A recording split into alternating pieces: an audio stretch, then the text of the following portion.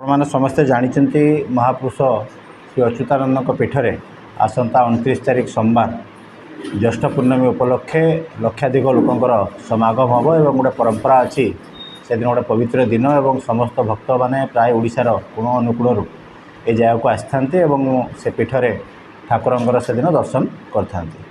तो जेहेतु बहु लोकंर समागम हम और पीठटी जो जगार अच्छी रास्ता संजोग जो करुच्ची बहुत संकीर्ण अच्छी से आमे पुलिस व्यापक बंदोबस्त आमे करिछु।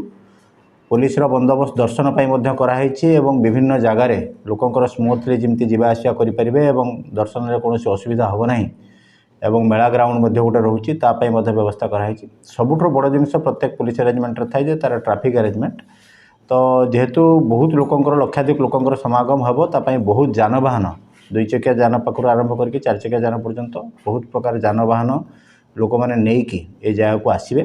तेणु से प्रत्येक जानवाहन प्रत्येक दिगरु जो मैंने जानवाहन नहीं कि दर्शन आसवे समस्त विभिन्न जगार पार्किंग सुबंदोबस्त कराई।